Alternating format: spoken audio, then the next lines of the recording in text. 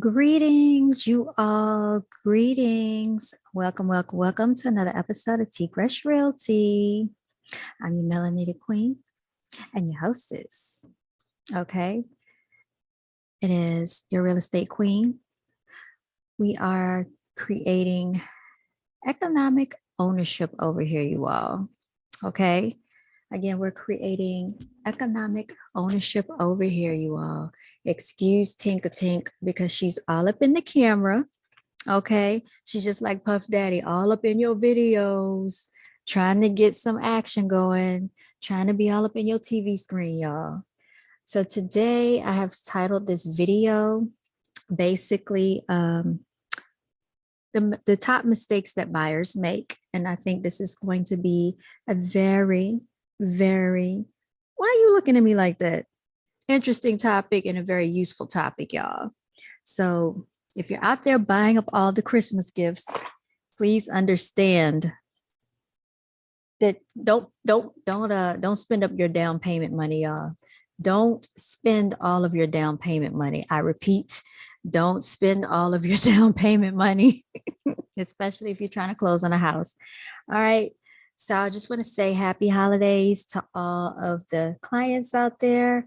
Happy holidays. I sent out my stuff earlier. I'm a little late in the game, but nonetheless, it's coming, y'all. It's on the way. All right. So here we go. We're going to talk about mistakes that buyers make. Okay. So let's get to it, y'all. Let's get into this. So one thing that buyers do is not understanding the current market. Okay. How many times have we heard about it? It's been 10 years since they bought a home, 15 years since they bought a house. Where was it like this when I bought my house 10 years ago, 15 years ago, 16 years ago? Understand, y'all, the market has changed. The market is not going to be the same, okay, as 10, 15, 10 years ago. You know why? Because the market changes over a course of a year. Right now, I'm so sorry. Tinkerbell is getting into some stuff over there. Right now, the market in December is not the same as it was in May of this year. Nonetheless, the market that was going on this spring is not the same as this winter. Okay. Right now, we're shifting more towards what we could classify as a buyer's market. Why is that? Buyers, oh my gosh, both of them are over there messing with stuff. Buyers are now giving more concessions, okay? What do I mean by concessions? Sometimes they will offer to throw in some extra incentives for the buyer. That's what sellers are doing, excuse me. So when we talk about a buyer's market, when we talk about a seller's market, of course, if you have low inventory, right? We're going to be in what's good, Gail? Shouts out to you, Queen. If we have low inventory, what does that mean? We're going to be in a seller's market. If we have high inventory, we're going to be in a buyer's market. So it's the same thing with any product or merchandise or service that you have. If you have a whole lot of people that have a house that they want to sell, this is going to be more advantageous to the buyers. If you don't have that many houses and a lot more people want the house, this is going to be advantageous to the seller. So right now we're in a buyer's market. And why is that? Because the economy and the interest rates have slowed things down. It hasn't come to a halt. You know how it hasn't. I know that it hasn't come to a halt simply because they're still building new construction all over the place. Okay. So they feel very confident in starting these new construction subdivisions because they know they're going to sell. Just take a look around, drive around and see what's going on in your area, y'all. All right. So what that tells me is that when people are scared to buy, they're not understanding the market. All right. So the market comes and shifts and changes. So it's nothing to be scared of. It's just something that goes on with the economy. All right. So that is a very key factor when buyers don't understand the market. They compare this market with when they bought a house 5 years ago, 10 years ago. Like I said, the market can change within 6 months. So I repeat, we have shifted from a seller's market over more to a buyer's market. That doesn't mean that your house won't sell. Okay, so if you're looking to list, hit me up. You know how to contact me. Um, that's not saying that your house won't sell. It might take a little bit longer than you would like for it to sell because people are scared of the market right now. But if it's strategically marketed, it will sell nonetheless. I must say that. Okay, especially if you have a realtor that knows what they're doing. But this topic is not about sellers, it is about buyers. So I am going to stick to the topic at hand, you all. All right. Another mistake that buyers make is trying to buy without a realtor. Okay, I think I spoke about this a little bit on my last video, you all. A lot of people are not going to really entertain you if you're not represented, if you don't have realtor representation. Just like if you step into the court of law, you can try to represent yourself in a court of law, but you better know what you're talking about when it comes to those legal terms. You better know what you're talking about when it comes to the legal law. And so just like in real estate, you better know what you're doing if you're going to purchase a house. A lot of people don't understand due diligence. Okay. Not every state has due diligence. And I think I've spoken about this several times. Some people don't understand an appraisal gap. What does that mean to them? Some people don't understand earnest money. Some people don't understand the offer to purchase contract. Okay. It is a contract that needs to be filled out properly. And so that is why it is very important that you have someone to represent you in a transaction, especially something as important as real estate, you all. All right. And why do I have this microphone, y'all? Because I'm also live streaming on YouTube. So I do have my YouTube channel going, and I also have my Instagram channel going. All right. Shouts out to me. All right. So trying to buy without a realtor is going to make sure you have the proper steps in hand before you even go out there thinking that you can buy a property. Okay. We're not going to have you going out there embarrassing yourself, thinking that you can purchase and you cannot purchase. We're not going to have you going out there prematurely being unprepared, because we're going to prepare you with the proper steps on how to purchase. And we're going to let you know what to expect, especially for your given state, because every state is governed by its own statutes and laws for that state. Anybody that practices or holds a license for their particular expertise, you know this, especially when it comes to law, when it comes to real estate, when it comes to even insurance claims, you all. The statutes for that state is what governs that state for the laws. Okay. I think I talked about this on the last video. People want what they cannot afford. Who doesn't do that? Even people that can afford $1 million house will still look at a $2 million house, a $3 million, a $4 million house. So basically make sure that your list of your wants and needs are conducive to your price point, you all. Be logical and reasonable. Another is, I put on here, expecting the impossible. I said the realtors and the lenders are not miracle workers. We do not do magic tricks for the sake of trying to appease customers. And that's why I said to be logical and reasonable when you talk about your wants and needs, especially in that particular market. The interest rate will drive how much house you can afford. Okay. But also, if you have a lucrative savings account, if you have basically pretty good credit, that is also going to play a factor. And if you have the income to get what you want, that is going to play a factor in the house that you can get. And especially if it's a particular area that you're looking to purchase or within. Let me see, what else do we have? People also talk themselves out of purchasing. That is another negative mindset, you all. And you all know I talk about having a CEO mindset. All my clients, all my customers, I would like for you to have a CEO mindset. What is that? Creating economic ownership, creating economic opportunity. Okay, so we do not talk ourselves out of something that can be lucrative, something that is valuable to us, something that will hold and gain financial wealth for the future. We talk about residential prosperity over here. So when you hold a house, you do have a form of wealth, and that can generate generational wealth, you all. For those of you that know that I talk about this a lot. Okay. So don't talk yourselves out of purchasing because you get scared. Because if that's the type of mindset you have, you're going to talk yourself out of a lot of things in life because you got scared. I have heard a lot of people say that, oh, yeah, well, I started the process and then I quit because I got scared. I remember this girl, she was like 25 years old. This was many years ago.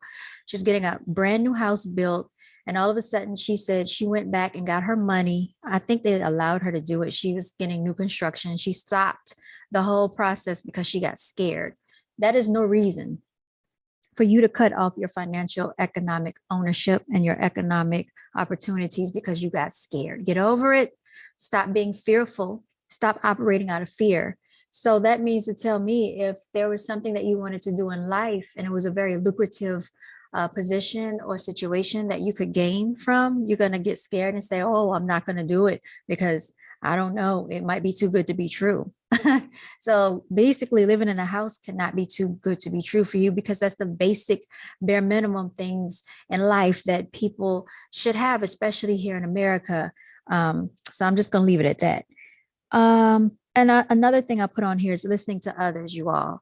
So many times other people who have nothing to do with your situation, they're not going to be paying for your house. They're not going to be living in your house. They're not giving you the down payment money, nor are they going to help you find the house or any point in the real estate transaction will these people be there to help you. And yet, and still, you will allow these outsiders to talk you out of gaining your financial economic ownership. Okay, you're letting them talk you out of being the CEO of your financial future. You don't allow other people to take the steering wheel to your life, you all. Okay, we cannot leave the lives of ourselves in the steering wheel of other people. Just be very mindful of that. That's not having a CEO mindset. And all my customers and clientele have a CEO mindset, and I hope you do. Another mistake that buyers make is would be not trusting the realtor, not trusting the professionals, unless that realtor gives you a reason not to trust them, like they break your trust for some reason or they don't communicate with. They have to do something first. But I know that you have to earn trust, you have to gain trust. That's why I believe in building a rapport. However, if you've built a rapport and you've signed a buyer agency agreement with this realtor, just know that that is not a binding agreement. That is just an agreement saying that this realtor has the right to represent you in this real estate transaction, okay, to act in your best interest. Otherwise, this realtor can act on the behalf of the seller, okay, and that's not what you want, especially if you're a buyer. Not trusting the realtor and not trusting the lender and the professionals basically means that you're going against your own better interest, you all. I must say that. You think that the professionals don't know what they're doing, but this is why they're in that profession. So it would behoove you, okay, to definitely trust the professional opinions of the people that you have formulated this agreement with to help guide you in the right direction. Not only do we want to see you succeed in your home ownership process, but we also want to make it to the closing table as well, because we put a lot of time, energy, and effort into what we do. And we're not out here trying to work for free, you all. This is why I say a retainer fee is very important for any of those of you who are not doing that right now, securing retainer fees. Do not allow clients to waste your time, because the clients are not allowing anyone to waste their time. They want to get free time out of you, free energy and free effort. We cannot allow this. Okay. If you're a good realtor, you know this and you know that you're valuable. And so a client will understand that because you are valuable, or you could be working with someone else, that your time is your money. And we all know this. All right. Another mistake that buyers make is looking on third-party sites such as Zillow, Realtor.com, Homesnap.com, HotPads, etc. Okay. So instead of you listening to the realtor telling you, okay, we pay all this money every single year to afford you the resources that we provide to you, we receive houses as soon as they hit the market. We also receive the next houses that are coming soon, that are about to hit the market before they actually hit the market.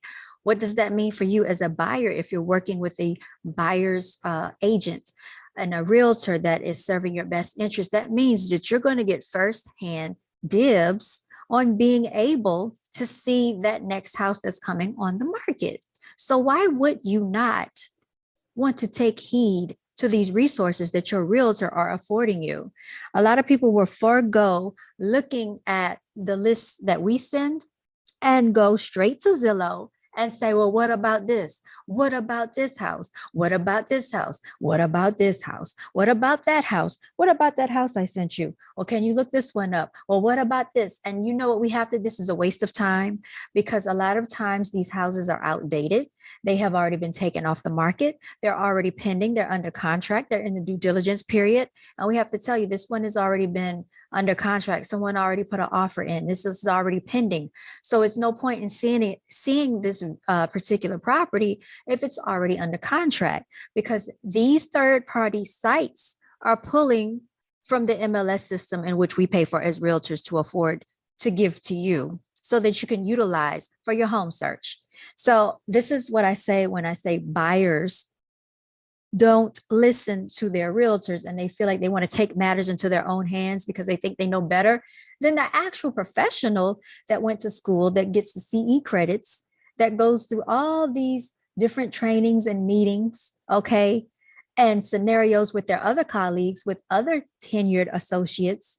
So you think we forego all of this important, informative information just so the client can take the reels and say, hey, I know better. Let me do it my way. So that is a mistake that the buyers make, and it's very frustrating for the realtor because we want to make this a very seamless process. We want to make this as easy as possible. We don't want to make it painfully a painstaking process, you all. Let's just put it that way. Home ownership and going looking for homes should be exciting, not excruciating, and not frustrating. And you don't want to get irritated every time you see a house and it's under contract because you want to go to Zillow.com. You want to pull from a third-party website because you don't want to listen to your realtor because you think we don't know what we're talking about. So you want to forego the process and try to jump hoops and go to Realtor.com, which is another third-party website, and Homesnap.com and HotPads.com, which all are third-party websites that pull straight from the MLS that we supply to you as a realtor. Okay? Another mistake that buyers make, you all, is thinking they know more or they know better than the realtor. I just told you about a scenario like that. When people come around and say, oh, well, I have a neighbor up the street and they purchased a house and they only paid this and this and that. When did your neighbor purchase? Was it 5 years ago when houses cost less? Because we know real estate always goes up and increases in value. So unless you actually know how to do a CMA, utilizing the tools that will allow you to do a valid CMA, we are not really interested in what your neighbor purchased for 2 years ago, 1 year ago, 9 months ago, you all, because that is not a valid comparable market analysis for this day's market. I just told you the market shifts from 6 months to now. We were in a seller's market. We have now shifted over to a buyer's market. So why would I be concerned about a year ago when your neighbor purchased? Were they in a seller's market when they purchased or a buyer's market? Do you know the answer to that question? I didn't think so. All right. So please do not insult the realtor with these antics, you all. Okay. Because it gets very frustrating. And trust me, to be in this profession, you have to have a lot of patience. I just had a client tell me the other day, she said, I don't know how you do it because I don't think I would have the patience. So yeah, it's a lot. It is so funny to hear behind the scenes, the realtors and the frustrations of realtors. But yes, it's worth it because I thoroughly enjoyed. I enjoy my clients. I enjoy my colleagues, and I enjoy this profession, you all. Another mistake that buyers make is not being completely honest with the realtor.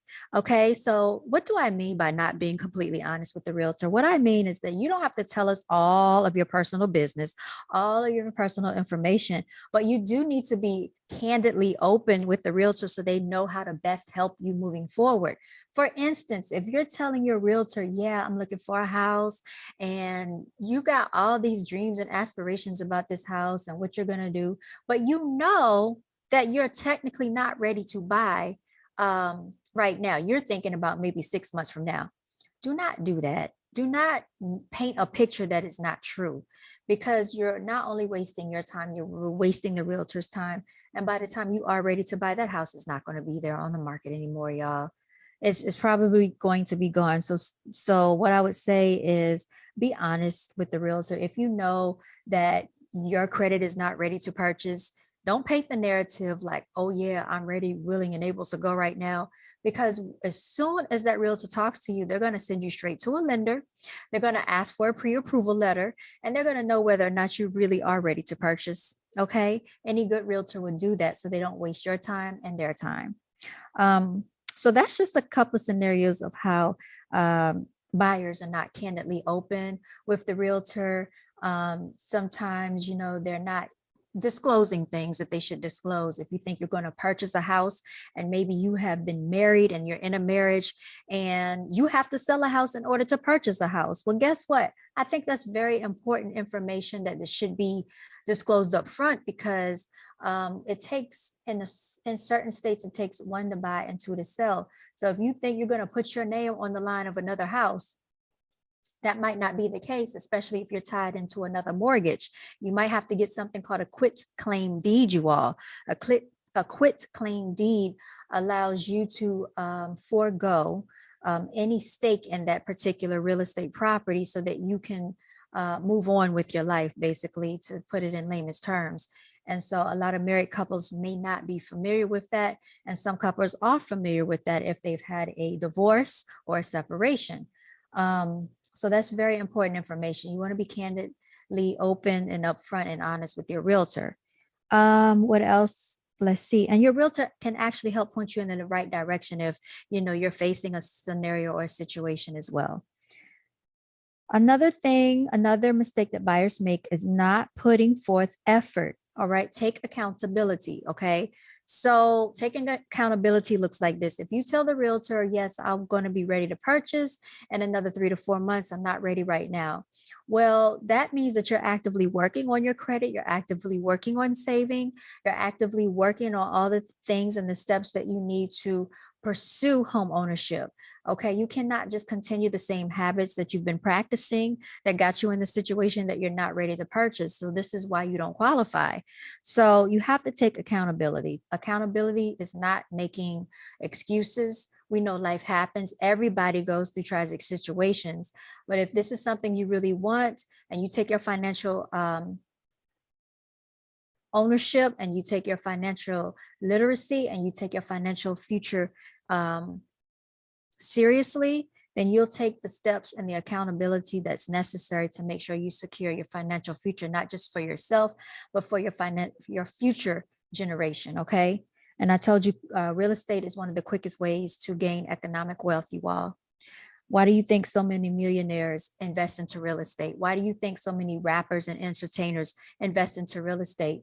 It's not necessarily the music, it is the real estate. Okay. Shout out to Slim Thug and Trina. That's out in Texas, y'all. Slim Thug is building a subdivision, I believe. What else? What else? Being too vague. This is another mistake that buyers sometimes can make. If you don't tell your realtor exactly what you're looking for and you just say, I'm looking for a 3-bedroom, 2-bath, we don't know if you're looking for a 1-level, a 2-story, a 1.5-story, a transitional. We don't know what type of neighborhood you're looking for, what location. There are many different factors: square footage. Do you want a porch? Do you want a garage? Do you want an open concept? What are the things that are key factors on your wants and needs list? And be reasonable, okay, within your price point. So that is another mistake that buyers can make, is not being specific enough. Another mistake that buyers can make is being too specific, being too meticulous, okay? It narrows down your results significantly in this market. So you gotta think, okay, if you are in a high thriving, high demand city, all right, in a major city where a lot of people move, and in this particular city, we have about 1 million people that move here per year. So you can imagine the demand on real estate, you all. Real estate doesn't sit too long.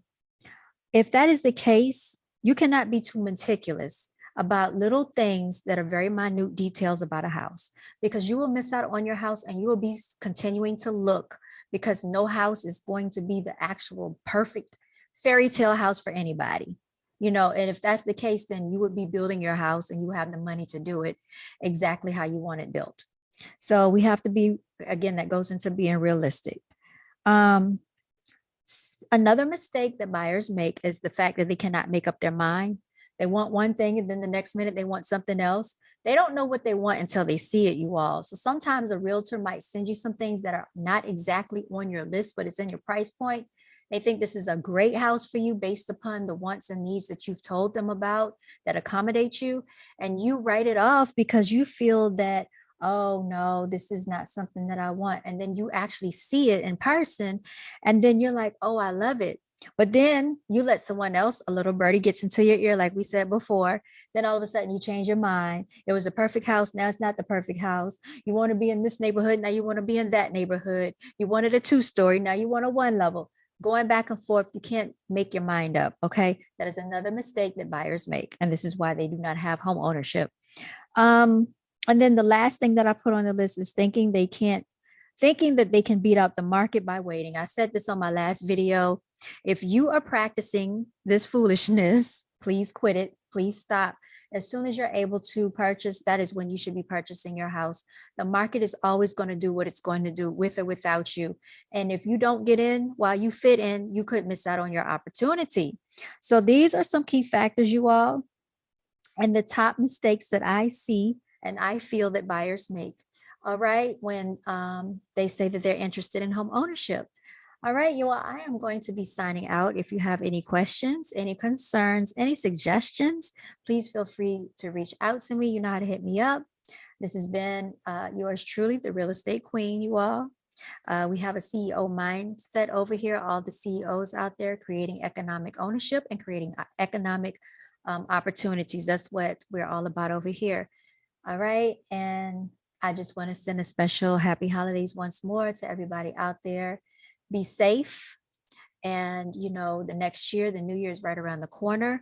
So let's go ahead and get prepared to make our way into economic ownership, you all, and creating these economic opportunities for yourself and your future generation. All right. And I'll be back on here later and we can talk a little bit more about this. All right. Thank you so much for listening and thank you for watching. Until next time, y'all stay blessed.